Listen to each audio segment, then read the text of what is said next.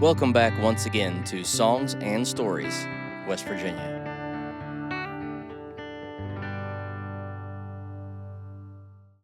Hello, everybody. Welcome to Songs and Stories, West Virginia. Back again here in Shinston, West Virginia, and I am super excited today to have with us Mr. Charles Green. How are you, sir? I'm good. Glad to be Great. here. And with us, as always, our trusty co-host, Zach McCormick. It's not always, but sometimes. We are trying something new today. We got some video running, and we got some fancy lights in here, and we look like we're pretending at least. It works. We were telling some good stories and getting along, getting some. I was like, man, we got to hit record on this. So I know we had the GPS adventure that everybody has on the way in here. Whoa, it's an exciting trip, I gotta say. The last mile was especially exciting. It's like, what? Where is that? And it's funny because my neighbor's name's Andy too. So if you go knocking on the right door, you'll get an Andy in this neighborhood. Somewhere, right? Yeah, you're gonna make it.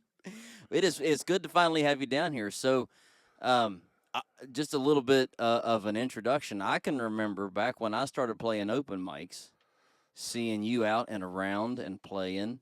Is Mark with me then? Yeah, I was just getting ready to say, yep, our old buddy Mark Christie. Wow. And I think you played with Holly Turkovich for a little while too. I think She would join. She would just jump join in. us sometimes. Yeah. Yeah. So And I liked where she was at and would play where she. Heston Farms had an outdoors thing going on. okay. And all of us played there several times. Yeah. It was a nice venue at the time. It was so I hosted the open mic at Maxie's for a little while. Oh, okay. I don't know if you remember that or not. It's been some years ago. That would be some years ago. Yeah, but it was that was the first time I ever really got to see you play, and I've really enjoyed you sending me songs here lately the last couple of months. I'm glad you've enjoyed them. I absolutely have. I've got myself in a position now where when people when they write stuff, I sometimes get a little sneak peek on the inside before everybody else gets to hear things, and that's always exciting for me. Sure. Well, that's what you're getting. I Because I've been love it. sending you the CD as I'm doing it along the way. You know, you've heard both the foundation tracks of some of the tracks and then Sure. the finished ones. And I'm not sure which ones I should be having sometimes. But Well, it's all sounded good that you've sent over to me. But I would definitely want to get into that and talk about that here in a little bit. But before we do that, let's give, for those that don't know, Mr. Charles Green, why don't you well, give I us... think it's just about everybody. Yeah, Really. well, No, I'm surprised every once in a while a songwriter was saying, nobody really would know. And, well, I went to this thing at Lost Creek last year, and a friend of mine invited me, and I said, no, nobody. He said, you'd be surprised how many people know who you are. sure, absolutely. That's probably because of Mark, because everybody knew who Mark was, Absolutely. and we were attached at the hip there for a Right. while. You are definitely. Well, I was talking to my wife about that actually last night. I can remember you guys sitting and playing, him bringing that trumpet, and I talked him into playing the guitar one night. Matter of That's fact, what most people don't know that. I know. So I think Zach actually told me that he played guitar, and I was like, Cool. I've never seen him play. And he's like, you got to get him to play one night. So I handed him my Washburn. I said, what do you think about that guitar? He'll play a Washburn. He has one. Yeah, Right here. and he started playing. I was like, what? Did he channel Chet for you? He did. That's the biggest thing. He Oh, can do. yeah. He can play anything in the Chet Atkins style. Yep. Most classical piece, he could do. Get that bass line. That Travis picking. Yeah, oh, yeah, he man, can get that that walking going. around. He Yeah. can do that. He can do that really well. My brain can't function that way. My thumb don't want to do what the rest of my hand does. He wouldn't do two things. I never heard him. Of course, he played the trumpet great. I think he played the guitar even better than he played the trumpet. He was amazing on the guitar, but nobody much heard him do that. Sure, yeah. And I bet he played the piano pretty darn well, but I never heard him play the piano. And he Sure. wouldn't sing. And how could he not be able to sing with that speaking voice? That's he had? absolutely. Well, I have a couple things there. If I can hear myself now. Okay. The first band I was ever in, I was recruited. My friend was playing with Mark and a guy that used to be friends with him. We were both like, I was 16 and my friend was 17. So my buddy was playing with him, and he had a little alcohol problem, even like a 17-year-old kid. He was kind of so he ended up getting kicked just out. a quick aside. One of the saddest things about people, they're getting out making gigs and they're young and Mark and neither one of us. I'm gonna have a drink, and he didn't drink at all. And then we got offered the gigs where they're giving you $200 of a bar tab, and it's like, but we don't want that, Right. but people would get that and drink that. I mean, Sure, it yeah. pushed that. I've known so many people that got in trouble with alcohol that started out Sure. playing out young. Well, And, this kid didn't even play out. He just hung out and drank in his basement and oh, everything. And he okay. would So he would show up that's, pretty shitty and not know the songs. oh, that's even better, you know. Right? Well, yeah. So they ended up firing him, but they didn't tell him that. And this wasn't Mark. This was his You know, friend. right? So they ended up firing him, but through me inadvertently because they're like, "Hey, we fired Matt," and knowing that I would talk to him, he's like, "What are you into, Zach, man?" I was like, "Oh, I'm gonna go play with Mark and Lynn and these guys." He's like, well, "I'm playing with them." And that was how he found out that he got fired and I got recruited to Oh the band. no, that's we went through a really series oh, of that's sad. yeah. So we went through a series of different things, and the guy that fired him fired me a few months later. So this the rest. So there's the rest of the story to that. So actually, and I didn't know this when I met Mark. Now I met Mark. I'd gone to this festival I was talking about, like I think for my third year in a row. And if we go back in college, I did cover songs. I bought a silver tone guitar when I was a freshman, and then by the end, I was playing at the coffee houses and stuff in college in Sure. a little band, and then a duo. And then when I moved to West Virginia, I didn't know anybody.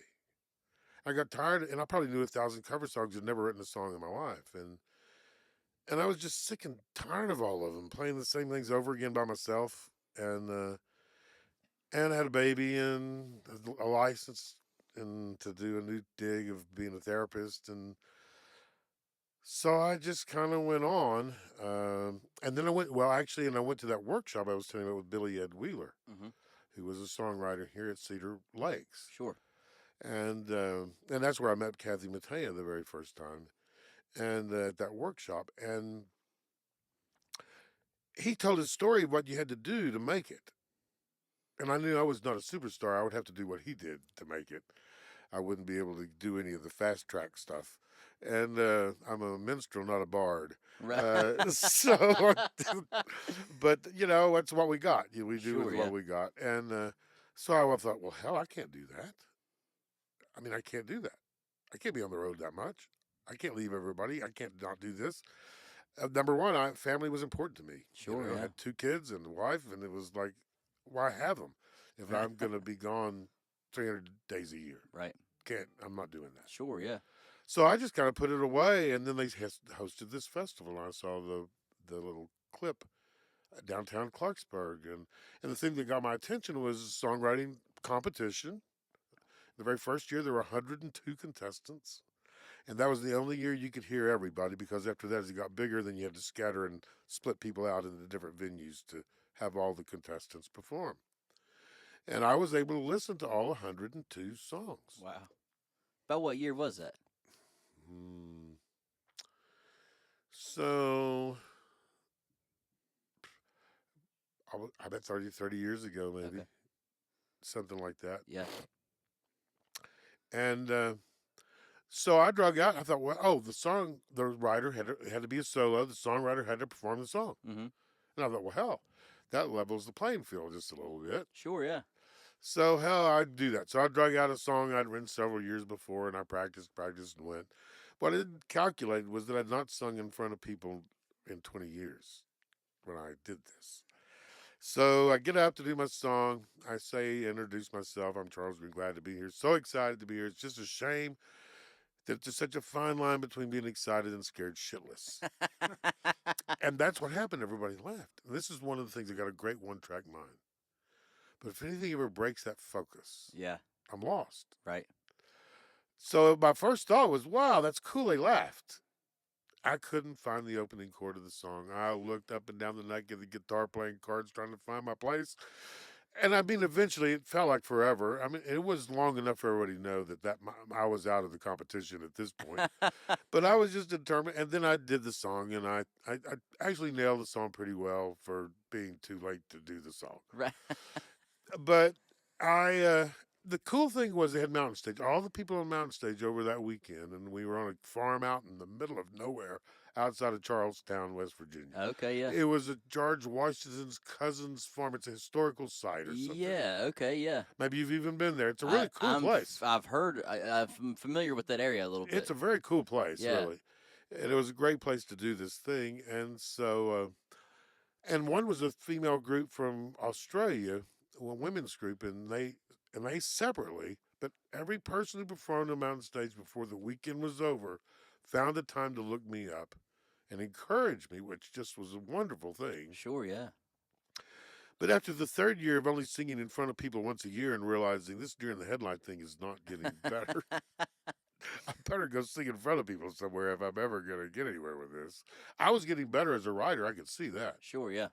I thought in the first year I knew. I mean, there were, you know, the amazing thing about that first year, the 102 competitors, What's that? there were only 6 awful songs. I counted them as That's there were only I 6 counted them. awful. And then, and I was not in the top 10 or even, I was in the top 50. Sure, yeah. I think my song was in the top 50 of the songs that was done. Maybe the top 30, Yeah. maybe up that high, though better than that. But that was, that was okay. Sure, That absolutely. got me. And so that's when I really started writing. And I wrote, I thought I was getting a little better every year, bringing a better song, but I wasn't performing any better. So I practiced and practiced 3 songs. I go to this open mic at the 212 pub. Okay. Played a there throw- before. There's a throwback. Yeah. There's a throwback. And so I'm doing my first song, and I've practiced like hell, and I know I'm going to do these. And I'm in the middle of the first verse of the first song, and in the back of the room somewhere, I have no idea where, it's not a big room, the trumpet starts playing with me. Yeah. And my thought was, wow, that is so fucking cool.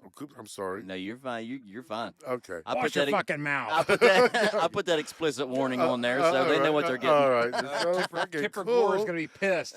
But then the next thing, I had no idea where I was again. That's back to Yeah. that. I don't know where I am. But this time, knowing that this is a possibility, I'd already decided if that happens, just keep. At least I was playing the guitar. Just keep going forward. You'll find a way back. Sure, yeah. And that's what I did. I found a way back. And so at the end of that session, because we're going to talk about Mark now, because I can't help it. I love the guy. Absolutely, everybody does. That absolutely does. So Mark came up to me and he said, "Oh, I'm so sorry. I didn't mean to just blow you out of the water." And I said, "But it was so cool. I'm glad you played the trumpet. I thought that was wonderful. I just wasn't quite. I was just got lost there for a second." Yeah. No. So I ran into him again at an open mic at PJ Kelly's when it was PJ Kelly's, Mm-hmm. and so I was playing and he played the trumpet with me. And a guy named Jason Parsons, and there's this little group, tiny group, and a guy named Michael Wazell, who's from Fairmont. He's playing the great saxophone parts on the tracks of the CD that you. Oh, okay. Yeah. That's Michael Wazell, and he is an amazing saxophone player. Yeah. So he was there, and so they started playing with me, and I thought that was way cool. And when I left that day, I went because this is the start of Rhythm and Blue. So I go home and think, that was way cool. I need to write a song for those horns. Sure. Yeah. So I wrote this song called Coppers. And it's kind of an I don't know what Americana actually is. I thought it was Americana because it was about the 50s and 60s and music and Yeah. and movies, and when they'd say coppers, you're never gonna fucking take me alive. That's and so the song is about that era. Sure. Yeah. And it was, and so when I said, okay, I wanted y'all to play this song, but this time you have to get on stage with me, which will finally get to the rest of the story why I ever told this story in the first place. And so I got the trail of crumbs right here. and so they came up and they played this song and it rocked. I mean, and I never get that. That's my problem as a barely strummer guitar player, fair vocalist, and a decent songwriter. It's hard to get people to pay attention if you don't have music. Yep. And boy, when those horns are playing, I mean, and that happened with anywhere I've gone. When I have the musicians playing with me, all of a sudden people are dancing. I don't get dancing. I get, okay. But I always throw that warning out. I'm gonna play you some Sad Bastard songs. right here Sorry you about are. you. There Sorry you about go. it. There you go. But it is fun when you get them all up, and that's what they did for. And that song, it was a very good song, still a good song, and probably my first really commercial song. I Sure. would say. Yeah. So Then back at 212 Pub, things are going okay. Mark's there, and he says, it's time. Oh, that was it. So that was the rest of that. So he was on stage. So some friends of mine who got me to play at the 212, they knew about the 212 Pub, and they got me to play there in the first place. And they said, and that's when I learned the story. Going back to your story, he got busted out of that band, and he never played on stage again Really? until the day he got on stage. And I mean, I had no idea. I'm still this fucking deer in the headlight guy, and so here he is, and so then we start playing together, and we thought we might call ourselves Fade and Shade. That might be an interesting.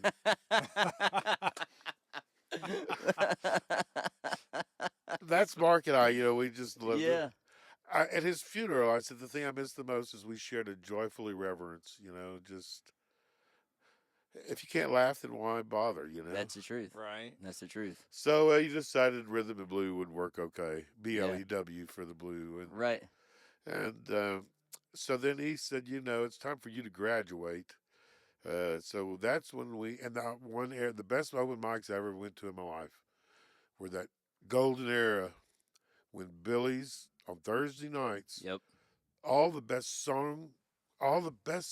performers in the surrounding counties would come to Billy's, and it would go till 3 a.m, but it would just be all these wonderful, great musicians. Yep. It was a super open mic. Yep. I think that was the first open mic we ever played together. You and I wasn't it? played there. You talked me into going on the first Valentine's Day. She's now my wife. She was my girlfriend then. For a couple months, I don't like Valentine's Day. Valentine's Day is stupid. Then I got deep shit because I was like, I believe that You thought she was telling the a girl truth. really didn't like Valentine's Day, so Yeah, right. That So was that a big was- mistake, right? Yeah, that was a That- big mistake. that I'm was still, a I'm still, big- it's still. That's almost like if a guy years says later, I'm but- fine, you can just blow that off right Yeah, now. that's right. Yeah. So I got in some deep shit with that one, and you took off, and I'm like, because Mark had actually just passed away Oh, when y'all went. about a month earlier. Uh, So in my head, I'm like, fuck it, man. I'm just gonna play a couple songs. I ended up dedicating one to him. I did What's So Funny About Peace, Love, and Understanding. Oh, yeah. So I did that, and I had like my old ancient iPhone on my leg, and I was like but I was like, oh, this probably sounded absolutely horrible. And I think John Bonnet was running it, and I was like, okay, play the song.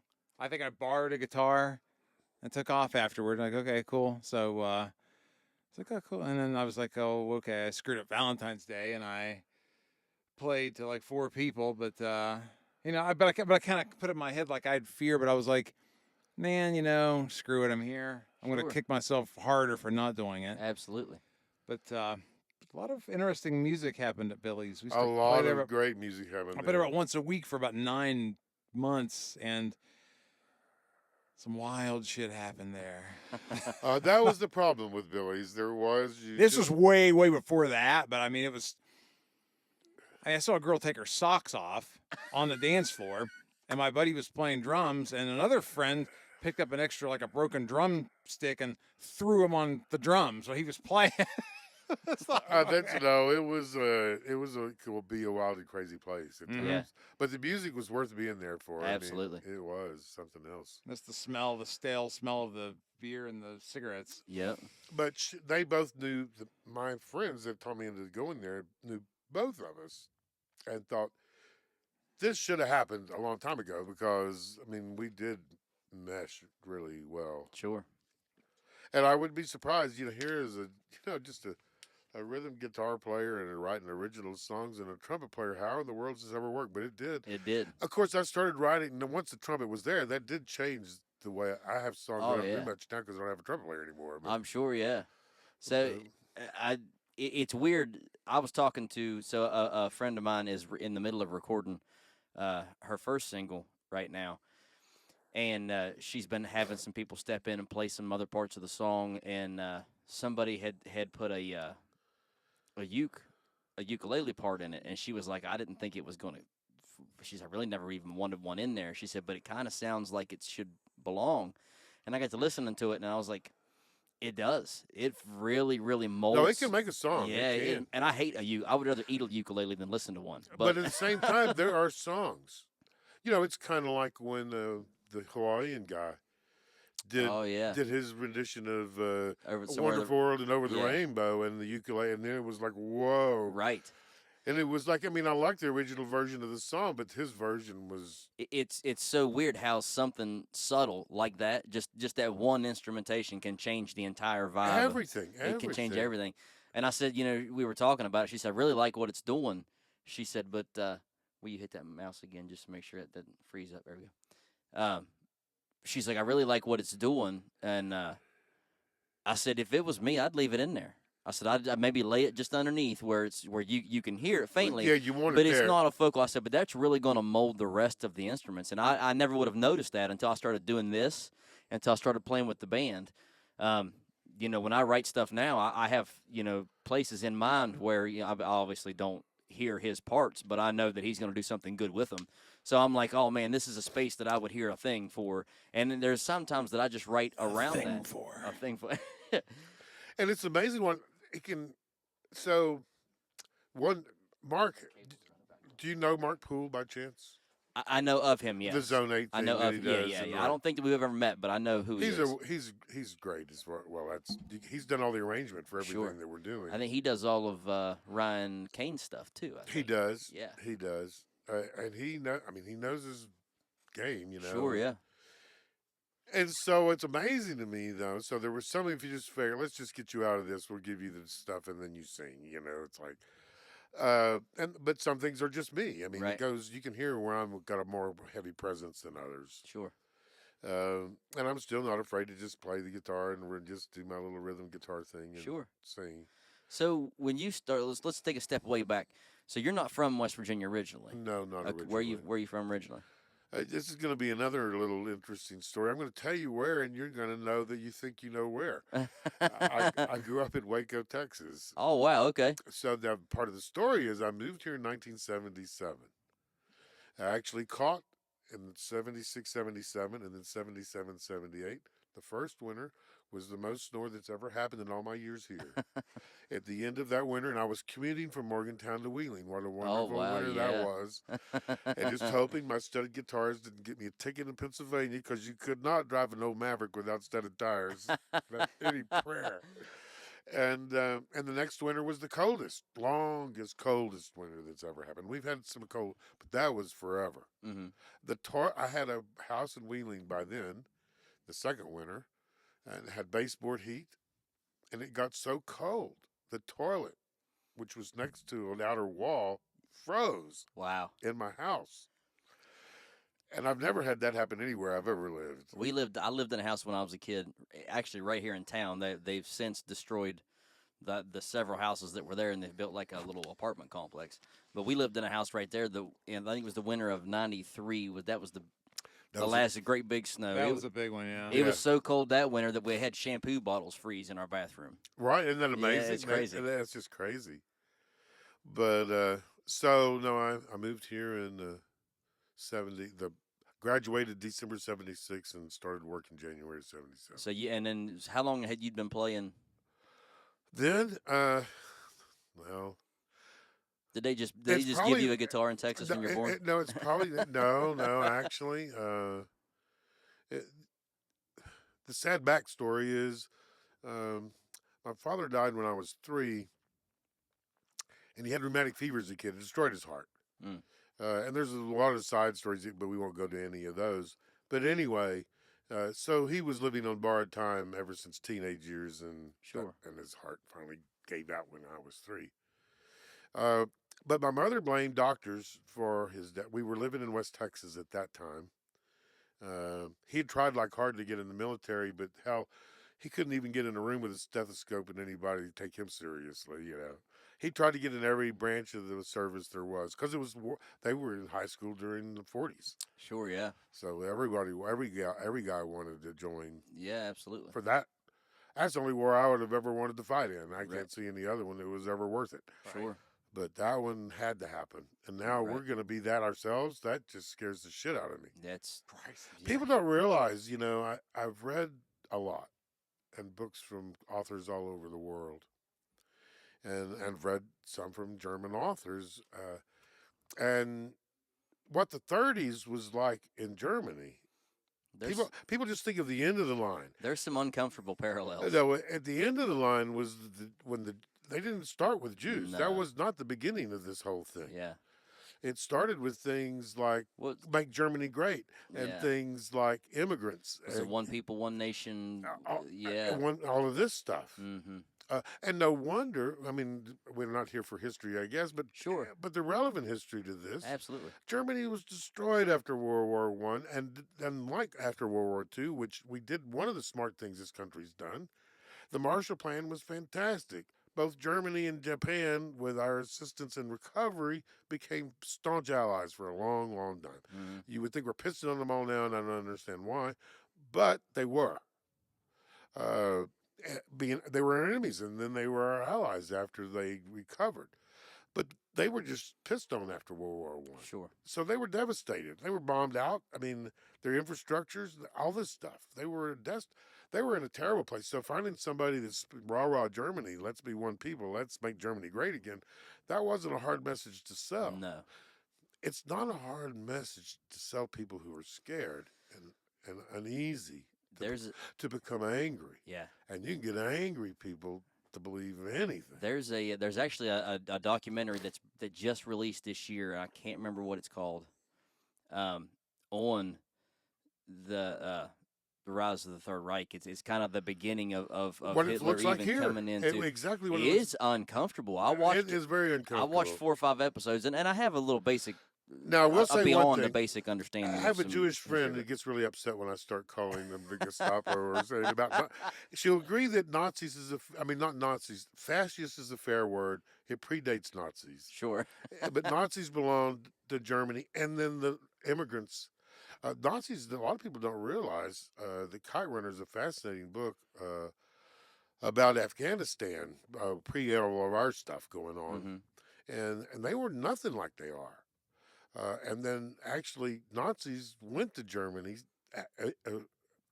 fleeing Germany after the war, and hooked up with some of the most fanatical Muslims there, and they started their thing, and they took. I mean, that whole thought, So then all of a sudden, you could be killed for being a Christian in Afghanistan. Oh, absolutely. So it was like, but that was the Nazis did that. It's a weird slippery slope how fast people go from intolerant to violent.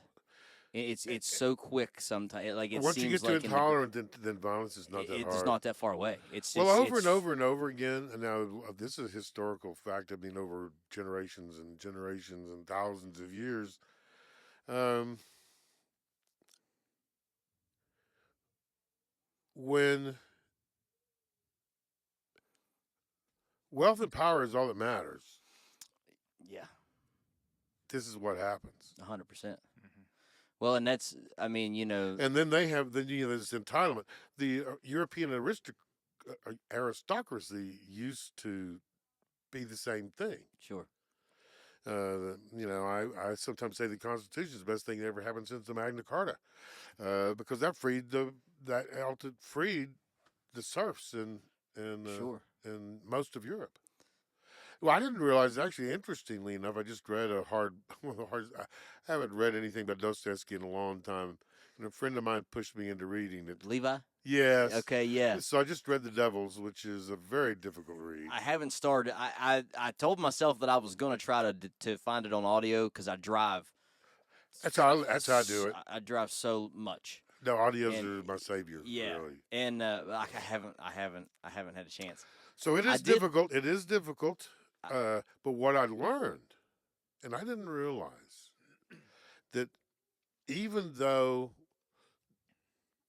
they were now peasants instead of serfs, the serfs had been freed in Russia too, but they were just about the same as still being serfs Sure. in Russia at that time. Yeah.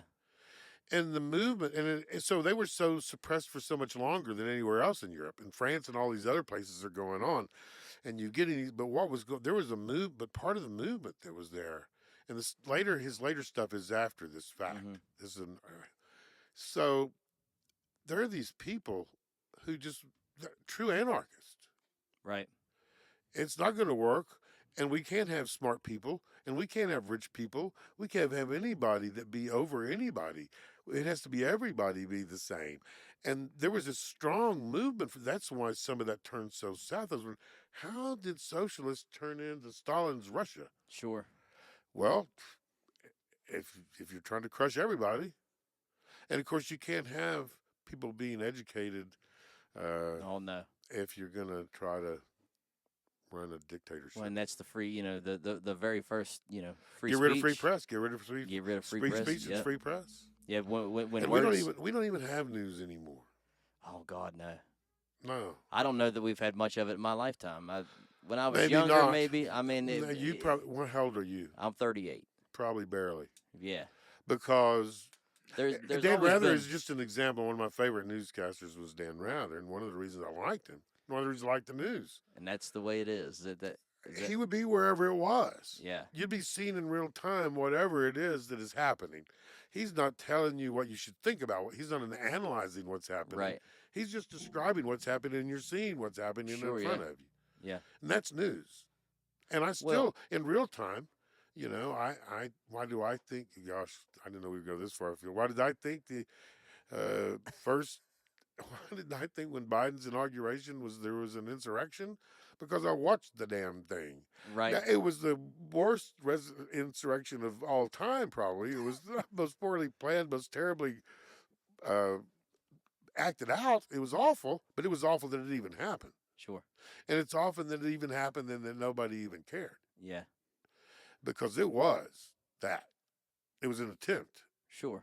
Feeble Oh, absolutely. and awful, stupid. But We live in. It's such a strange world that we live in, and that's so.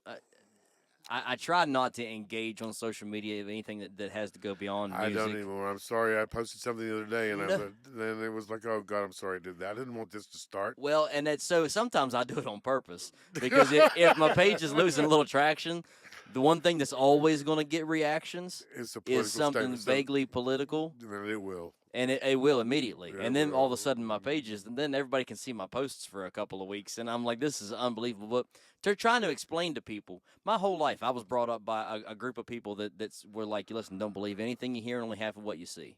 And it's the same generation of people that believe everything that they see on Facebook now. And I'm like, I don't get that. I don't either. I don't get. How can It's you baffling. not know? How can you not know Yeah. that you're seeing everything filtered? Yeah.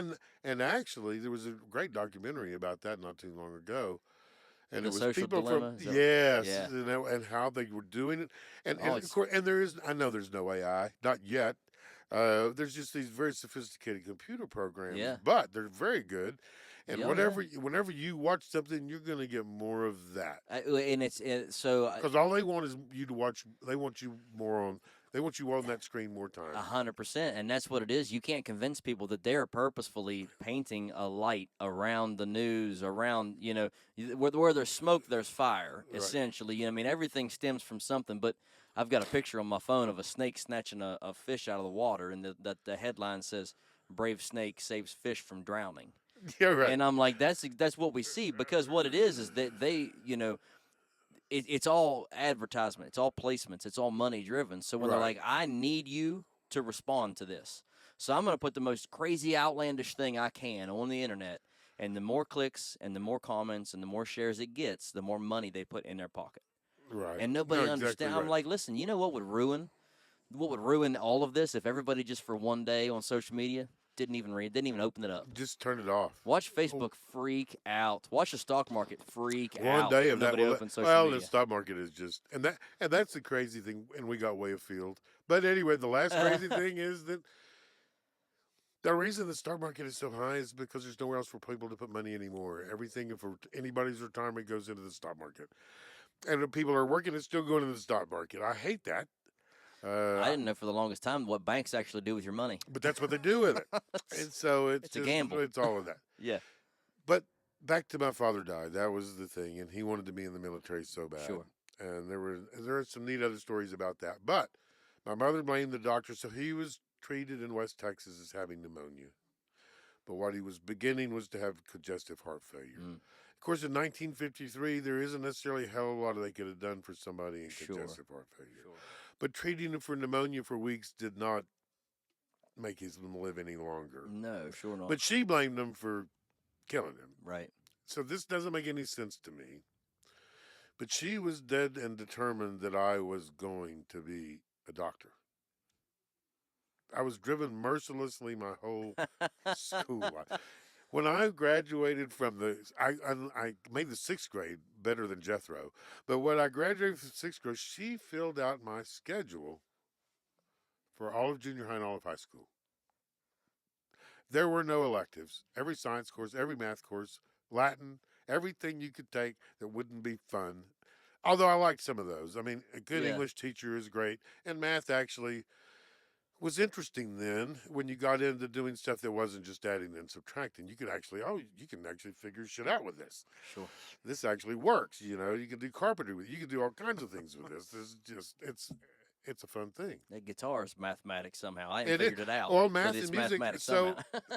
my son, it's really interesting because he was a percussionist. He got ruined by his band teacher in high school, but he still doesn't stop, and he won't take a drum. I've tried to give him drums because he won't stop. I mean, he's just in him. Yeah.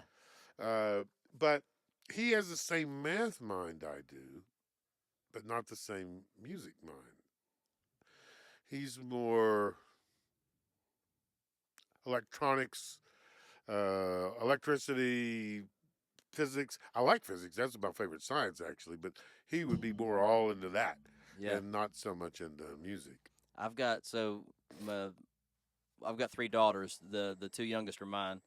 The oldest is my stepdaughter. The two little ones, it's funny, their personalities are like that. I've got one, they both play music, but my wife and I both played music. So it's funny, but one, they play band music. They're both in the band, but the older of the two has gotten into playing violin. So she's into the strings a little bit. Oh boy, And her, those are my favorite instruments. her violin teacher told me one day, she said, I have 30 some students. And she said, and I'm going to be honest with you, your daughter's probably got the best ear out of all of the students that I have from the youngest to the oldest. And I was like, well, she can get that from me. So, I'm an ear person. My wife's a formal person. yeah. Well, and it's And funny she because I can't can't read. improvise. She can't improvise, and I can't. That's just We're the opposite, so we can't really hardly play together. Which it's is, the same with my wife and I. So I can't read music. I It would can't it would either. take me forever. Oh, I She can. I can say, oh, that is. Oh, yeah, Yeah. that's an A. I'm like, I think that's a yeah. I I'm can like, do what's that. this symbol mean? And I can go over to the guitar and say, yeah, there it is. You know? Yeah. But that isn't going to help me play the song. No, I have to. Yeah. And what I tried to learn with doing a cookbook, what would happen is the songs that they teach you with a simple, they're so simple. After one time through the song, I would know the song, and so now I'm playing the song, but I'm not still equating what I'm doing. Right. I just know where to go and what it sounds like, and so being able to play by sound did not help me learn to play by book. I still have. I mean, I can read tablature, but I can't play along with it. Like I have to take my time and break it down. But if you show me how to play it, I'll get it the first time. I don't know why my brain. And I've got there's some things, if I can't figure it out by ear, I reach out to him. If I can't figure it by ear, I reach out. I got a buddy across the street whose ear is fantastic, but he can't even tell you what note he's playing. You know what I mean? Zach's got some theory. He's I got get a that. lot No. better understanding of music than I do, probably. But I have to balance somewhere in the middle, and it's very interesting. And you find stuff along the way eventually. Sure, you know, yeah. I have chords I have no idea what they are, but I know I like them and I Yeah, play them. You know, that's so right. it's like, oh yeah, what that is, I don't know, but I'll call it this. But so Yeah. I can know what it is when I come to it when I put it. So if it wasn't truly for my father's parents, who I stayed with most weekends from 6 to 12, and he was a Sunday morning, Sunday night, Wednesday night church guy. But the lucky thing about the church that I was going to when I was spending those weekends with him, I think, and I don't know many churches that actually do this, but they had a children's choir that sang the Sunday night services. Oh, cool. So, and they had a children's church, which was cool because you just Yeah. hear good stories instead of all the loud, You're right. la stuff up there. Yeah. And so I learned a lot of the stuff. I ended up leaving the church, but I learned the stuff that I valued in those church stories way back when I was doing the children's church. Sure. And I learned to love to sing. Yeah.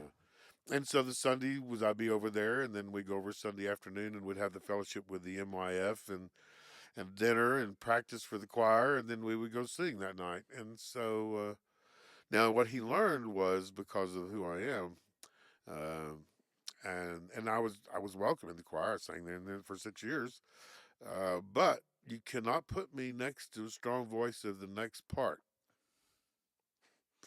because before I'm done, I'm going to be singing with them. I don't care Right. what. Now, as mathematical, so here's how my math worked with me. So I'm looking at this, and I can see, I can measure, Yeah. I can see distance. I see notes, they're whole or half or full. And so I'm just going up and down. Uh, and then all of a sudden, here's this strong voice, and these don't mean anything anymore because I'm singing whatever they're singing. That's That's where I right. am. So he just always had to put me next to somebody who could sing my part. So that, I have a really hard time singing songs. Sometimes they're in my key because of a really cool harmony, oh, and my yes. ear can't unhear the harmony, and I can't hit the note in the harmony. And I'm like, why can't you sing the regular note? There's just, I know, and that's sad. Or because when I'm singing, trying to record, and I realize even if I'm doing something on YouTube, just to have it up, just to have something Sure, yeah. that I've never sang it that way before because I might sing harmony this time instead of the other thing. I don't Right. know which one I'm going to sing when I do it. So as a result, though, my grandmother died when I was 12. That's also when my mother member filled out my schedule for the rest of school. So music was just not something I was supposed to be able to be doing. Sure. And now there were other things. They were kind of strong, right? Whoa, people. Uh, I'd read Mice. You ever read of Mice and Men? Yes, and I read it in school. I read it when I was 12 years old by myself, and I cried and cried and cried and cried and cried. Imagine so. And so we were on a trip, and I'm in the backseat of the car, I'm bawling, and so my mother says, "What in the world's going on back there?" She had a hard life, and she was a hard woman, and losing my father, I think, was the last straw. Sure. And my stepfather was a cool guy, and they were good providers. But that's what she married for was that Right. safety and providing and rules. And so that was, but so there was no music. Right. And one of my favorite conversations with my mother was my senior year in high school. She called me into the kitchen. That's where we usually talked if we did. And she said, I've been thinking a lot about it, and I think if you go to school anywhere 100 years closer than here, then that would be a mistake. And I remember rejoicing, thinking, yeah, because Baylor was in Waco. I thought they're going to make me stay here and go to Baylor. Not that I wouldn't have gone. I mean, Baylor was okay. Sure. I just didn't want to live at home. Right. Get me out of here. Right. Well, the sad part is, I realized when I was 14 that if there was a civil war, I would be on the other side of most of my family. Right. And that's a hard thing to know. Oh, absolutely. I still love them, Sure. but that that was really a hardship with us. Sure. The older I got, the worse that. I didn't even tell him who Mark was when I gave him the CD because I wanted to listen to it. I understand. So anyway, she took the book and said, "What is this? You know, John Steinbeck, that trash, that communist. You never have any. Don't you never read?" Now I'm 12 years old, and she commands me to never read anything of his again. By the time I'm 16, I've read every single thing he's written. Sure. I Yeah. don't bring him home. You know? It was listening to Black Sabbath. That was my John Steinbeck. That would Listen to be that shit. Like, there. okay, It is. cool. I had headphones. Yeah. Sorry, continue. That is. It was. You know. But he wrote about important things. And Yeah. Of course, he was blacklisted in the McCarthy days. And Sure. all Yeah. That. But That was anyway, so when I was a freshman in college, I'm in our bulletin board with them. Everybody's had an academic building where everything is, and I'm looking at the bulletin board, and there was a Silvertone guitar for sale for $25. And I so much wanted.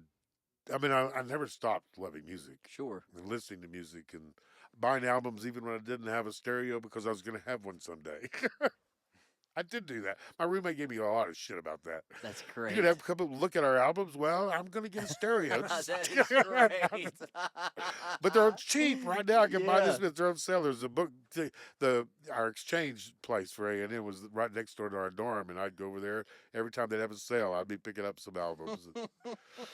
Well, we had one at home, What, so I'd listened to music before. what were you buying? What kind of? Everything. And now what I love, I mean, so actually when I really started buying was then when I had a stereo and had a guitar. Uh, so I walk in, it didn't have a case, it just had this guitar over my shoulder. I walk in the dorm and the guy down the hall says, "Oh, guitar, you play it?" "No." "You want to learn some chords?" "Yeah." And so, by the end of my freshman year, I was playing, Freight Train and 500 Mile. I was learning, I had a nylon string guitar. I was learning the folk picking style. Sure, yeah. Uh, and then carpal tunnel slowly but surely meant I could no longer play a nylon. The neck is too wide for me. Yeah. Now, then, I'm not sorry that this is my guitar because I love this, Martin. Oh, absolutely. The steel string is a different thing. It is. And my hands barely work. Sure. And so I just play the best I can now. I I can still strum enough to be able to accompany myself in right. a song. I have a weird affinity for Texas songwriters, so that was one of the reasons. It was a very selfish reason I asked you what you were buying there, but Guy Clark ruined me on listening to. I tell you what about He influenced the way that I write. so I went to a mountain stage one time with a friend of mine, hung around with him the whole weekend, and that weekend it just so happened that Emmylou Harris was their headliner, Okay, yeah. and guess who her guitar player is? Was Was it Guy was Clark? yeah. He was her guitar player because he's Okay, also yeah. a songwriter of his own. Right, yeah. But he toured with her a lot. He was Yeah. and so uh, my friend was Steve Stoniker. I don't know if you know. He's maybe one of the best string players in That West name Virginia. is super familiar to me. He is an amazing string player. Mhm. Plays any string you want, he can play it. So John Hartford was. Oh yeah. Oh, Oh, absolutely. Okay, so John Hartford's son Jamie Hartford, after he died. Uh-huh. Now, interesting enough, Steve Stoniker, he was in Nashville at the time trying to make it, Yeah. and he was a plumber making his day job money, and doing mostly studio work. 'Cause he was getting it because he played well. Sure. And then there was one thing he did, I can't remember who it was, but it was awful. He didn't even like that. I mean, it was awful because you could be with an asshole Oh yeah. who's, but so it so happened the Hartfords lived down the street from where he lived. John was never home. Yeah. Jamie learned to play the guitar from Steve Stoniker, who lived down the street. That's funny. So after John died, Jamie wrote a commemorative album. Mhm. He wrote a song for his father, his relationship with his father. He's on that album, and then all the songs of his father's that are good, great songs. I mean, he had plenty of great songs. And Yeah. so they invited him to come to Mountain Stage to play to release this album that he was Sure. doing. He called Stoniker and said, "I want you to back me up." I think Mandolin what he had him back him up on. Mm-hmm. And so his best friend and I and my both Steve and my best friend was the hookup between us, and so we just all went. Yeah. We hung out with Jamie Hartford for the weekend. So, but that weekend it was Emily was, and then oh gosh, and I'm going to forget his name again. The biggest, the outlaw Waco singer. Oh, Billy Joe Shaver. Yes, Billy Joe Shaver was there. So Billy Joe Shaver was there. Guy Clark was there. This is like old Texas fucking home week. Andy just pissed at himself. Oh, but this is not even the best part of the story. So we're there. And it was wonderful. It had a wonderful time doing Yeah. all of that. And being there through all of that. Sure. And so when they're doing the mic checks the day before, we're back on the risers over on the side watching them, and so he's, "Oh shoot, I need something, a music, maybe his songbook, whatever." Yeah. So I said, "I'll go get it." And this is back when back in the day before I turned old and crotchety. When I went somewhere, it was lickety split. So I go roaring down, I go tearing down out of the thing, down the stairs, down the hallway, and I'm coming to the place where there's a hallway off the hallway where the green room is, and then there's places are. Sure. So I'm going lickety split down the hall, and I grab the corner of the thing to swing myself around. And of course, now Emmylou Harris would have door one, which would be the first door you would come to as you're Right. swinging around this hall. So as I'm swinging around the corner, she is coming out of her door. And if you could put a piece of paper between our two noses, I mean, how I stopped, I don't know. And I've never seen. Emmylou has really big eyes. Yeah. Which, she has really big eyes. She doesn't know who I am, but she probably will never forget that moment. That's funny. And but the thing is now, Guy Clark. So Yeah. Steve Stoneker's kid was about 10. He was out of control, out of control. And oh well, some people just don't know how to do that very well. Right. Guy Clark took that boy under his wing and kept him occupied and out of everybody's hair. And how many stars do you know would take a wayward kid and see that he's in trouble and everybody's in trouble and just fucking take care of it? Sure. Yeah. I became a Guy Clark fan from that day on. I never even knew about him really. Yeah. I knew, of course, Billy Joe Shaver, but I didn't Oh yeah. because he was always a side. He was behind somebody else, Guy Clark. But now that I've listened to his songs, he's got some great songs. He's incredible. And then other people made hits of his songs. Yeah. That L.A. Freeway. I Yep. didn't know that was his song until I heard Yep. him do it on one of his albums. Desperado's Waiting for a Train was probably the first Guy Clark song I ever heard, but I heard the Highwayman version. Well, of course, duh. Who didn't? I mean, Yeah. nobody heard his version. Yeah, of it. and then I listen to his version now, and I'm like, this is It's- the pinnacle of songwriting for me. There's something in that song. It's kind of like, but they've done good versions. Sure, of the yeah, song. yeah, It'd be like Jimi Hendrix in the Watchtower. right, If you listen to both, I love both versions. right, Dylan did a great version of the song, sure, and it was one of my favorite. It's my favorite songs of both of them yeah, because it would be. I was like, wow, this is an amazing song, sure, yeah. and I loved his version of it. And then Jimi Hendrix did it. It's like, oh my, It's crazy how a song just sprouts legs sometimes. it does. It's Well, Simon and Garfunkel's "Sound of Silence." Oh, yeah. I didn't know it was a powerful song. It was just a pretty song. sure, yeah, Yeah, and some of the lines, yeah, yeah, yeah, you can see on the wall, writing on the wall, yeah, yeah, yeah. But it isn't getting me. I mean, it's a pretty song, and that's all I'm thinking of. sure. And then Disturbed does a version of the song. It's one of the few that I've ever been blown away by I a was, cover. I was Yeah, fucking blown away. yeah. That guy's voice This- is so impressive. Well, and fit that song and his Yeah. video of this. I mean, it was like, oh my, Yeah. he made this song the way it was supposed to be. Right. This is the lyrics tell you this is Sure. what this song should do. Yep. I tell you, there's a And Garfunkel might have been the reason because that pretty voice. How do you do that kind of song with that voice? Right. There's one. So Jason Isbell, "Cover Me Up," is one Morgan Wallen made famous, and everybody knows that. And I'm like, there's a version of him and Amanda Shires doing it at Austin City Limits, and there's something so different about that performance of that song by Jason that just totally separates it from every other version that's ever been recorded in my mind. And I don't know if it's I don't know what it is. There's some sort of honesty there that nobody can replicate. So, yeah, I think it goes back to my fan base. Some people, I get to the Bard people, they get fans in the millions. I get fans in the handfuls. Right.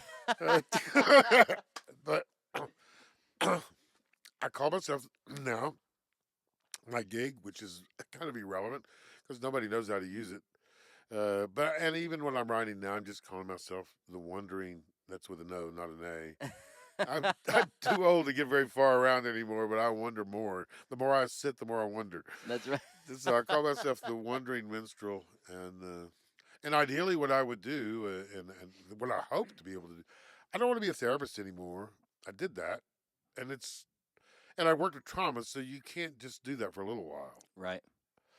But I I was spending an afternoon with some friends of mine who are the people that matchmake my wife and I are not doing all that well.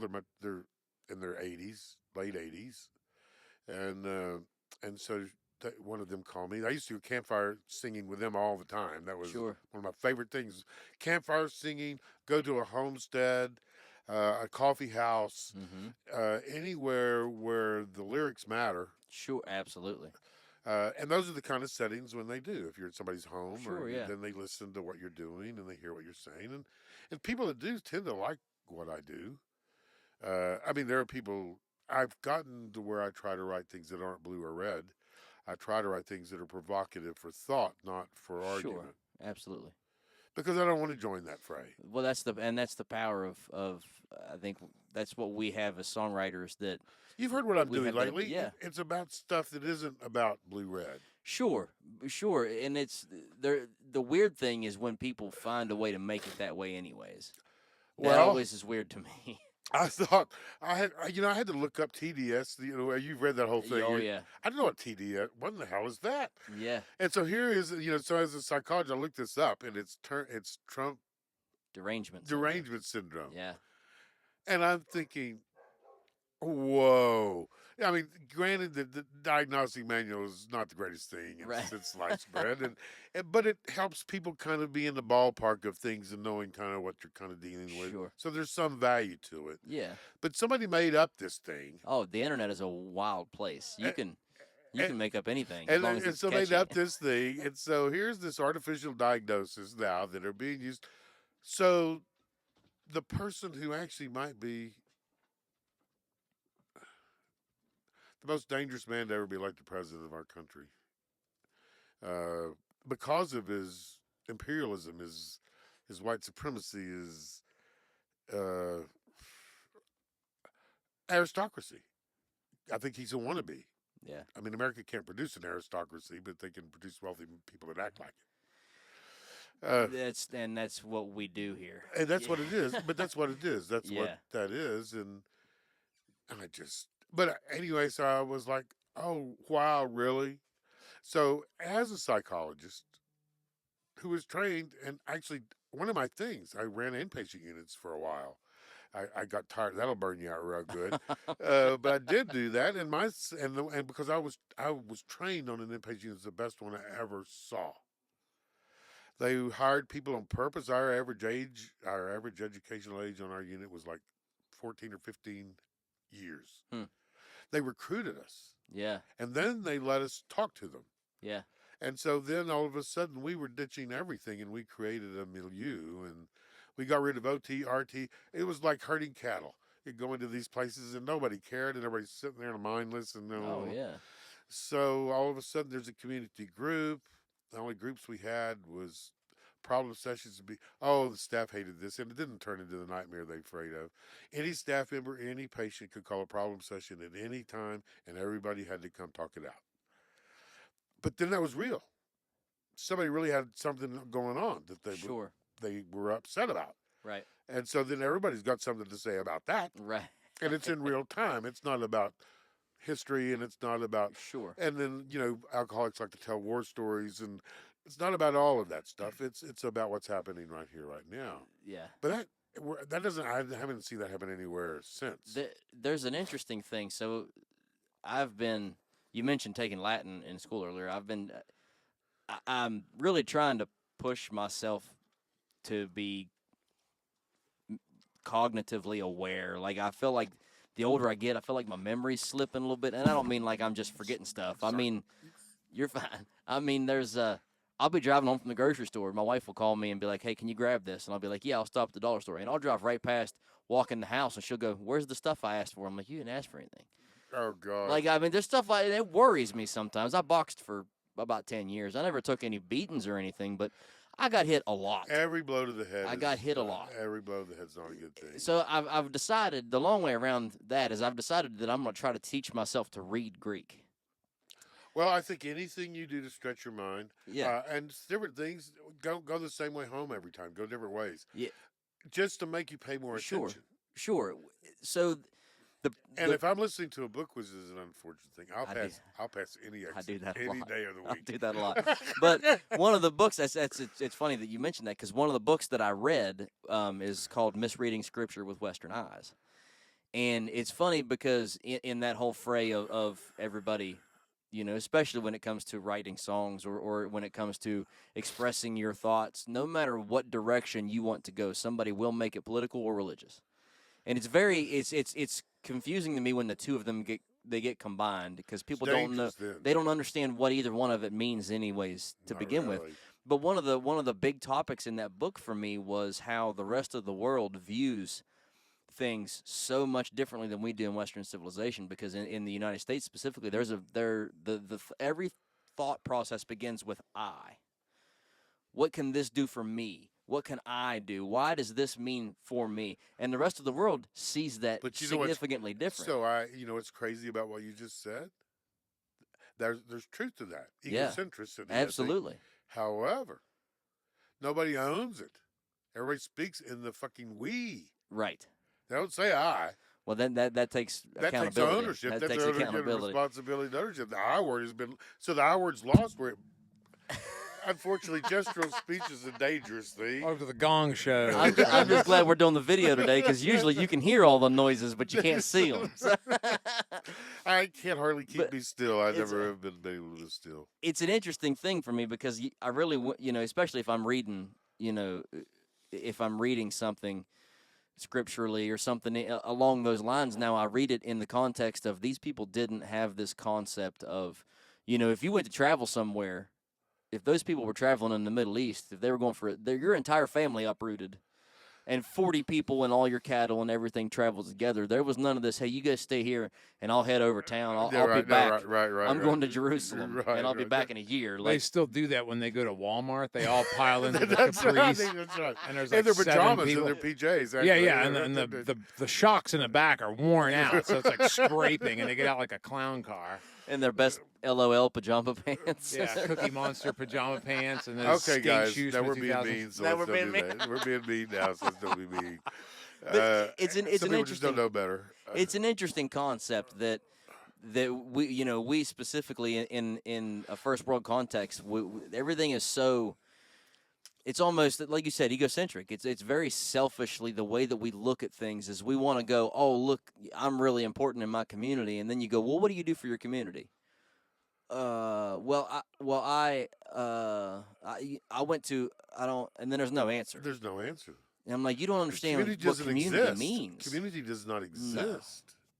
It did. Yeah, In our history, community mattered. sure. But right now, even yes. I'm about to get a boom. I'm about to get that with something to hang up at. Hanging from the ceiling. Oh wow, it's kind of sad. But even family, we Yeah. talk about family values. Oh, so the male of the family is supposed to work 90 hours a week and never be home, make a lot of money, so everybody can be rich, and the kids can then not know anything about what Right, matters. right. This is working really well. Yeah. They're raising the internet's raising, Right. So let's But- get back your CD. So the CD, you've heard most of the cuts on it. Yes. I've worried a little. So the concept of the name of my CD is Out of Sight, Out of Mind. I'm a little depressed right now because I just had a review from somebody that was a little harsh. And so I'm thinking, but probably the worst part was what I'm thinking is the lyrics are my strength. Composition is, well, it's easy as long as you're doing simple songs, and I do a lot of those. And I actually one time I thought, I wish I could sing songs like that. I wish I could tell stories like Harry Chapin. I wish I could sing. I wish I could do music like that. I wish. And then, but who am I like? Who am I even like? And I thought about it one day and said, well, if there's anybody that I'm like, it's a little like Stephen Foster. He just wrote simple melodies, simple songs, and that it could be catchy. And I write some of those. Sure. Some of the ones lately are not so much those. They're more of what I call folk music. I think of two types, and I am a folk singer among others. I don't know what I am really exactly. Sometimes a folk singer. Mhm. I've been writing folk songs You absolutely have been. lately, Yeah.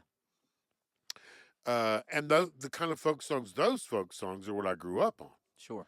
Bob Dylan, even still Woody Guthrie, Peter, Paul and Mary, Joan Baez, Joni Mitchell. And then Neil Young, of course, then he came along. And then, I mean, and I love every songwriter. I mean, my favorite songwriters, John Lennon, Paul McCartney, Paul Simon. I mean, there's so many wonderful songwriters. And Harry Chapin told the best stories of anybody, I thought. Uh, there's so much of. We watched the movie the other day, and I said, I think Harry Chapin told that story a lot better and a lot shorter in Cats in the Cradle. I didn't need to watch an hour and a half movie to see Cats in the Cradle Yeah. done in real life, because the song was it was his, he was singing his song Sure. Yeah. about his relationship with his son. Right. I respect that The- when somebody is honest with them. That's a big deal for me. Is I know a lot of people that are really, really good songwriters, and they write catchy lines, and every line is punchy, and every line, but there's something missing in it, and I'm like, it's not honest. I don't believe what you're saying. So a quick sidebar back to Billy's. So one night, and this is a Mark thing. Mark is the only person ever to back to Mark, and he'll come up whenever I can think of him. He's the only person I ever know that could do this and get away with it. We both had trouble when something's out of tune. I find it Oh yeah, difficult to listen. sure. I've seen Mark go up on stage, take somebody's guitar and tune it and hand it back to them and get away with it. That's funny. Who could do that, Yeah, First time I saw, I'm sitting there, we're playing, we're together at this point. I'm sitting there, then he gets up and goes on stage and takes the guy's guitar, and it's like, oh my God. But he was not being mean about it or Sure. anything. He just wanted to help the guy out right. because that's who There- he was. There's a young man that's been we've been conversing back and forth for a couple of months now, and he's brand new to music. He's only been playing out for about a year or so maybe. And he's a good songwriter for a kid that's really just learning really to play guitar, really just learning to write. He's young, he's 17 or 18. But he'll send me videos sometimes, and he'll go, "How does this sound?" And I'm like, "If it was in tune, it would probably sound good." Yeah, And right. I pick on him about it now because I But he wasn't, needs to know I that. wasn't trying to be mean. The first I was but like, he- "Listen, you have to tune that guitar. You have to tune it." He needs to know that. Yeah, nobody's gonna listen to anything you have to say or deliver if the guitar's out of tune. Nobody. And I want to listen to what you're conveying, but you have to tune that guitar. So he'll send me something, and I'll just send back, tune that damn guitar, and send it back to me. So Out of Sight, Out of Mind is the name of the CD. And there's 6 songs under each part. Okay. Out of Sight, each song in my mind grows a little in intensity. I start out with I Don't Know, which is kind of a commentary about the way things are. Sure. And it's definitely not a Red or Willie thing. In fact, I've had some Red people think that was their song because it fits. Anybody could relate with that Absolutely. song. Yeah. Because of what's happening. Yeah. And it's not okay. Right. And that's what the song is saying. And I don't know what to say, and I don't know what to do. Right. And that's how many of us don't know what to say, don't know what to do. We're just watching helplessly, feel powerlessly. So anyway, each song steps up over that 6, and the last song is called "Running Out of Time." And I think it's a good song. Sure. And it's a song where I get to do my thing of increasing tempo. Okay, you get to do that for fun sometimes, Right. to make the song work. I get running out of time, so I want to make time pressing, and I want to make Sure, the tempo yeah. push. Yeah. And Mark helped me pull that off pretty well, I think, Yeah. because that's mostly me that time. I didn't put a lot of other stuff with that Right. one. Right. Then the second side, Out of Mind, is more on, well, now what do we do? Right. And so the first song I start with, That Is All I Want, which is basically about all the stuff that's happening that I don't want. And then the chorus is what I want. What I want is to be thoughtful, Sure. to pause, consider. I would really love anybody's blessing that would care to give me one, Sure. Absolutely. And I'd love to return it. Yeah. And I would love us just to do this in a round and round, let Yeah. the blessings fall like rain. And that's not the words exactly, but that's but that's what that one is. There's a powerful message in that because I think that's what everybody wants. Correct. Everybody wants that. The issue is everybody wants to get it differently. So the second song is I Want to Learn to Cry. That was during isolation, I wrote 2 songs. Those are the 2 songs. Mm-hmm. The first year I wrote I Want to Learn to Cry because I'd never watched that much and I still don't because I hate television for the most part. I mean, I like to watch a game, or I like to watch a movie, or I like to watch documentary. It's not Right. that I don't like to watch anything on Sure. television. There's a time for it though. There is. Yeah. And then I'd rather read, I'd rather do music. There are many Sure. other things I'd rather do than watch that. Right. And that's hard on my wife and I because as she's more fatigued and harder mentally. At night, she's just worn out. Sure. And so just to sit and crochet and watch television, and I can't do that, Right. which is sad. Sure. That's sad for us. Uh, and I do make a point to watch some things with her, but I mean, it's more of her go-to than I can ever let it be mine. Sure. I understand that. Um, but where was I? Sorry. The third song on the second song. So the third song is "Looking for a Way Back Home," and basically, sometimes I think I'm on my way to heaven, and sometimes I think I'm living in hell, and sometimes I'm standing on a corner looking up and down the street for a way back home. And then the next song, but the next three is the tricky part. Yeah. Because I mean, I guess I just want to say it and whatever. I'm not shy about it. Uh, I called myself a heathen for a long time because the Catholic priest referred to people that weren't Catholic as heathens in a place where they were fundraising, and I had a kid in Catholic school. And I Yeah. was actually going to write a check until he pointed over to Norwood School and said, "You don't want your kids going to that with all those heathens over there." And I'm thinking, I don't think I am going I to kind of do now. I'm not going to chip in now.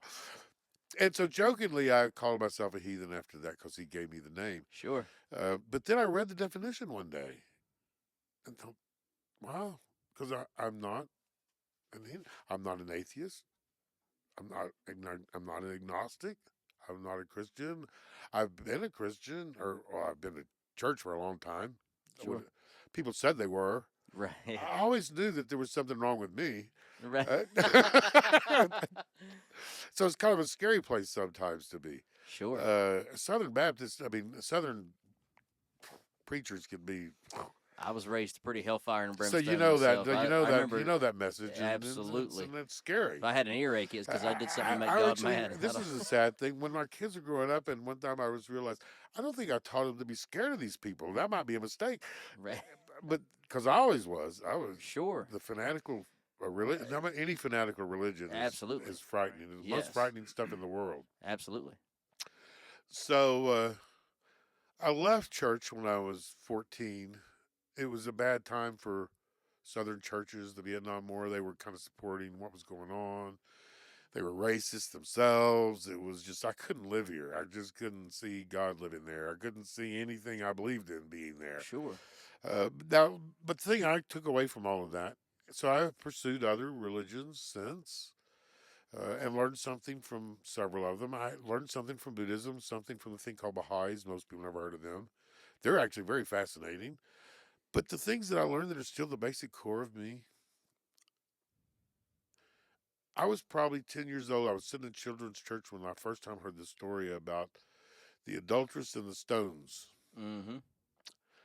And when the punchline of that story was said, let the person without sin throw the first stone, it was like I was rung like a bell. Yeah. That was that was a breath of fresh. Oh. Not only did it ring true, Yeah. I needed that to be true Sure. Yeah. Absolutely. because I was bad. I mean, I was. It's hard to face that when you live around people that are just throwing stones It constantly. is. Too. It is, and it was like, oh, and I believed it. Sure. Yeah. I didn't get around the stone people till I went into the big congregation. That's right. But I learned not to throw the stones, and I learned. I believe it's truly important not to be judgmental of people. Sure. It's equally important to learn how to use good judgment in what you're doing, but Right. not to be judgmental in what other people are doing. Sure. I've never seen a more judgmental lot in my life than many Christians I've met. And now keep in mind, I've met priests, nuns, parishioners of every faith Sure. that are wonderful people, and they practice what it is that they believe. Right. Sure. So if you're practicing compassion, not judging, the big one, forgiveness. As a therapist, I can tell you for a long time, I thought as a psychologist, "Ugh, I don't know if I should be doing this, but it just turned out to be right. There are too many people that are so lost, whether they're not forgiving somebody else, even just to be able to get away from them Sure. or forgive themselves so that they can learn Yeah. and not just keep doing the same thing over and over and over again. Forgiveness is one of the biggest things in the world for learning and growing. If you Right. can't forgive, you're well, you're fucked. Sure. And I've had people that say, "Well, that I don't do that. That's not my job. That's God's." And I turn around and say to them, "Well, I don't know why God would do it if you won't." I'll tell them the story about the flood. You know, I don't know if you've heard. I'm sure you've heard this story. They come and tell everybody to evacuate because it's going to flood. That the sheriffs come by in their cars, and then there's water to the steps, and boats come by with firemen and want him to get out. No, no, I'm staying here. God's taking care of me. And then he's on a roof, and a helicopter comes, drops a ladder. No, I'm staying here. And then he's at St. Peter's Gate, and what the fuck happened? Why didn't God save me? Well, who said all that stuff? Yeah. Yeah. Yep. If you're not going to help yourself, No. then there's nothing there for you. No. But I think that's true of anything you might. It is. Yeah. Absolutely. So those things that came from there, and forgiveness, not judging, kindness, compassion, helping out your neighbors, people that are less fortunate. Eh, All of these things that you know, the thing I don't get about it, from what I read at least, of course, he's not very much part of the Bible, really. But the part of what he's doing, he's not hanging out with the poobahs. He's hanging out with the the lowest, Sure. the most devastated, Right. the hardest hit. Listen, The, those people suffered. they did They suffer. suffered. Lepers. Oh my Yeah. God. Well, that's still never been a good thing. Uh, but it was that kindness, the love, Sure. and you could feel it in the stories, in the parables. Absolutely. And I've never heard better parables yet than the ones that are less word. Of course, they were word of mouth, passed along. But I guess they were good enough parables and powerful enough. They stand true. They hold truth. Right. Absolutely. They're believable. They're Yeah. credible. It's funny. The older I get, the more that I understand all those tropes and all the weird. Um, what's the word I'm looking for here? All the things that you hear growing up that you think, oh, that's cheesy, that's not real, and then you get older and you're like, no, those are true. Those stood the test of time. Like all the advice that you get from people, live and let live. All the weird things that you're like, oh man, that makes sense The to me golden now. Like, rule. absolutely. I have a. It's on the. There's a CD I never finished because I started one finally after Mark died. We did a CD. There's some good songs on it. I don't know if you've ever heard it or not. Mm-mm. I'll get you a copy. Yes, I've please. got I can wallpaper a house with the damn I'm thing. gonna set. I'm somewhere. I haven't decided how I'm gonna do it yet. Once I get the ceiling in here, I'm gonna put a shelf up, and I've got some CDs that people have given me or that I've bought from local musicians, and I want to line that shelf with local CDs or cassettes or whatever it may be, and I would love to have one up on there. So Well, that's the last thing Mark ever did. I mean, the recorded. yeah, and they're I'm ashamed of some of the songs, not the lyric. I mean, I'm proud of the CD because every song is different, sure, which I still kind of write songs that are kind of yeah, different from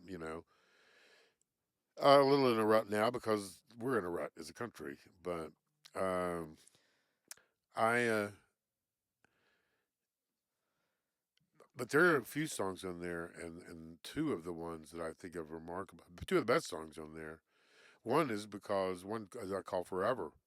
And because he plays, I'm still playing rhythm guitar, but the only thing on it is I'm playing that and he's playing texture. yeah, So, and you know what kind of guitar he can play. yeah, So you can really hear him play the guitar. It's the only thing I've ever heard recorded of him sure, yeah, playing the guitar. yeah, So anybody that would like to hear Mark play the guitar that again would like to have a copy of this CD. absolutely.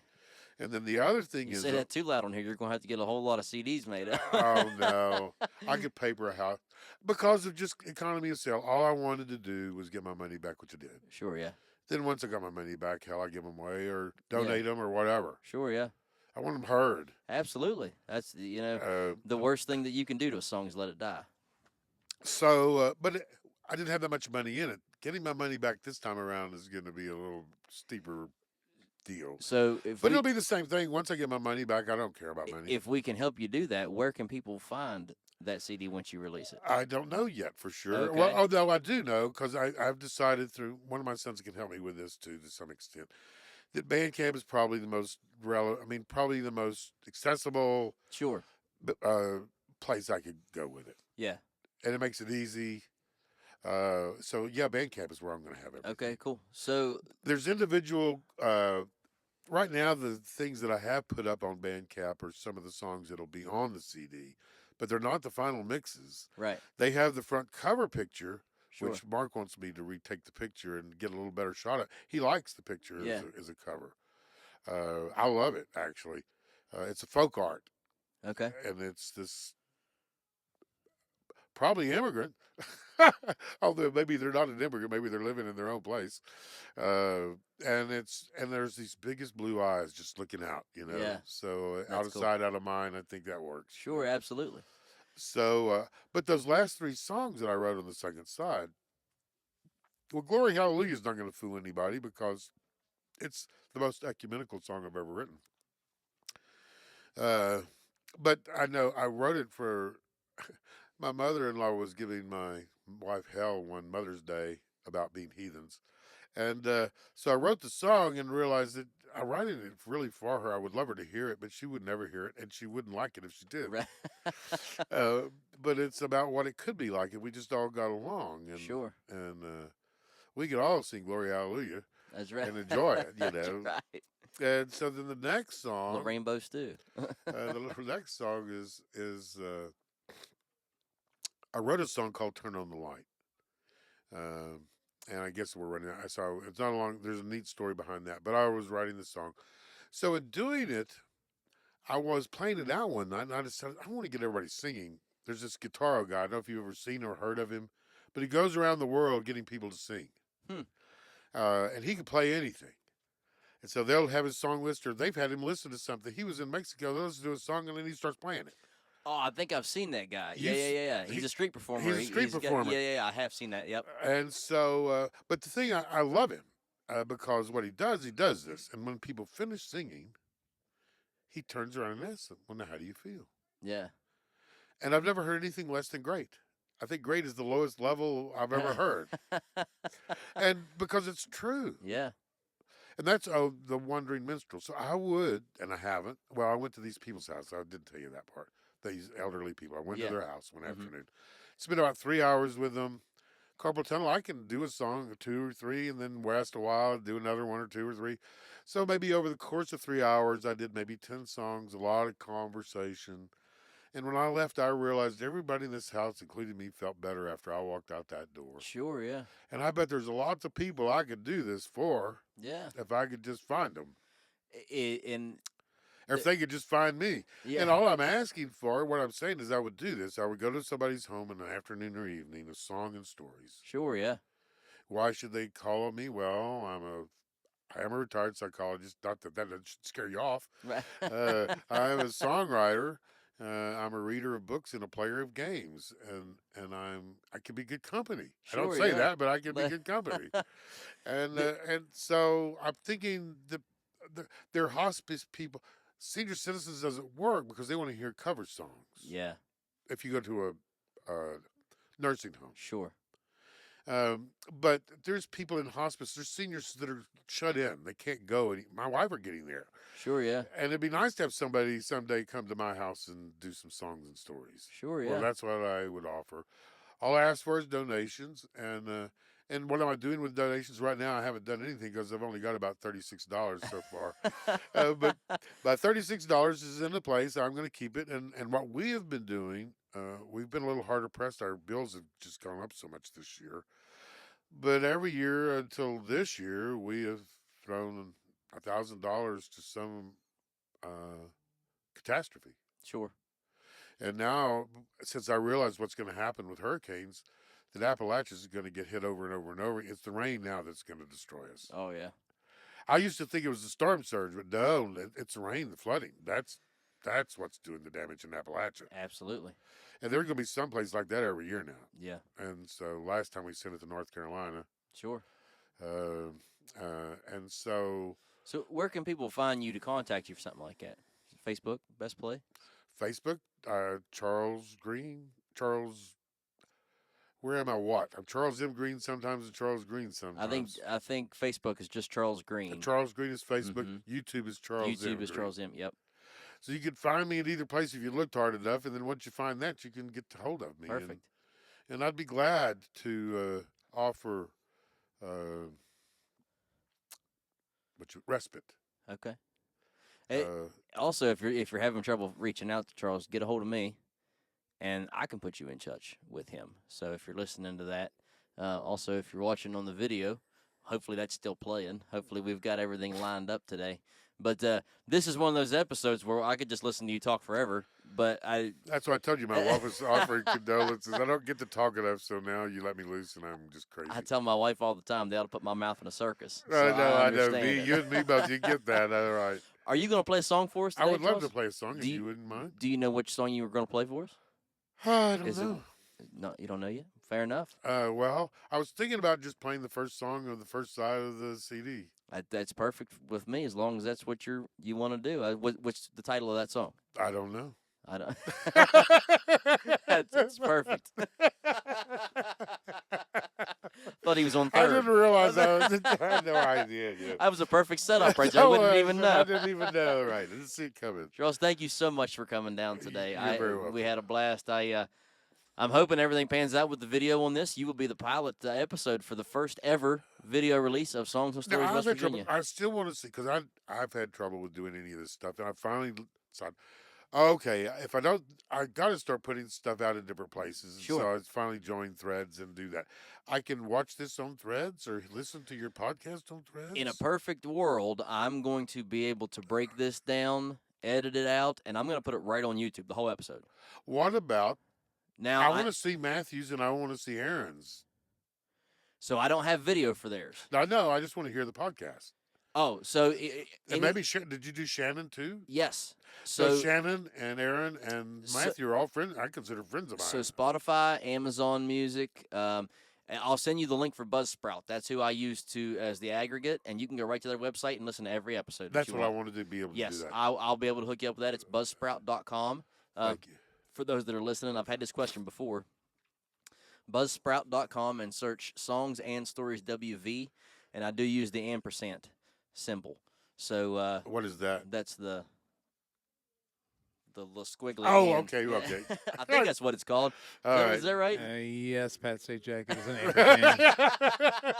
It's right there with TDS for me. That's right. Sounds like a band name, TDS and ampersand. I know, right? Yeah, it's like a duo. All right. Oh, one last thing about Yes, sir. Billy's and Mark. So that you know about the guitar thing. Well, Yes. so one night we're at Billy's, and this guy is playing guitar. I've never seen anybody play the instrument like he's playing it. I mean, it's amazing, and he's perfect. And so at some point after, I'm halfway through his set, and I turn to Mark, and I go, why am I getting bored? Because I'm watching, and I'm thinking I'm awestruck by what I'm watching happen in front of me on this guitar. And he turned to me and he said, "Too many notes, too little sound." I've never forgotten that comment. That's funny. But that was Mark. I understand it. Yeah.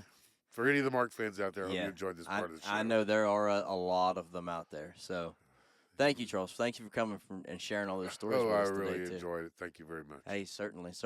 And I be looking forward to that release. Keep me in the loop, and I whenever will. you drop it, I'll make sure that everybody. I've got to figure out where to release listens. it, how to release it, I haven't figured out any of that stuff yet. I have to have it first. That's true. That's true. Guys, thanks again for listening, and as always, we'll see you on the next one. I don't know what to say.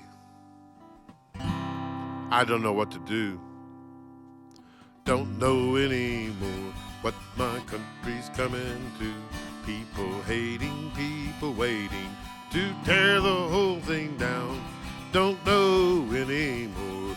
Don't know where it's all bound. I just know reading books don't make us smarter. Bigger, meaner guns just made us harder. Righteous judgments rule the day. Bullies scream to get their way. If you catch 'em, make 'em pay. Joy and hope all thrown away. I shake my head and I wonder, what do I do? What do I say? Don't seem to stop, to go away. The piper's calling, what price to pay? To never know or find a way. Know what to do, know what to say. I don't know what to say, I don't know what to do.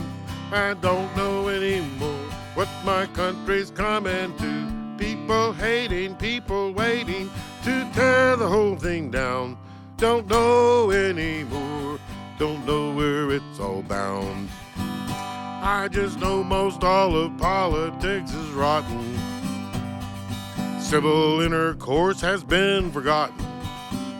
The best votes money can buy, we can kiss our ass goodbye. Get fat on apple pie, our darker days deny. Shake my head and I wonder, what do I do? What do I say? Don't seem to stop, to go away. The piper's calling, what price to pay? To never know or find a way. Know what to do, know what to say. I don't know what to say, I don't know what to do. I don't know how to tell what is false from what is true. The lesser of two evils, no longer something new. I shake my head and worry for the red and white and blue. I don't know what to say, I don't know what to do. I don't know anymore what my country's coming to. People hating, people waiting to tear the whole thing down. Don't know anymore, it keeps on coming round. What do I say? What do I do? Don't seem to stop, to go away. The piper's calling, what price to pay? To never know or find a way. Know what to do, know what to say. I fucking don't know.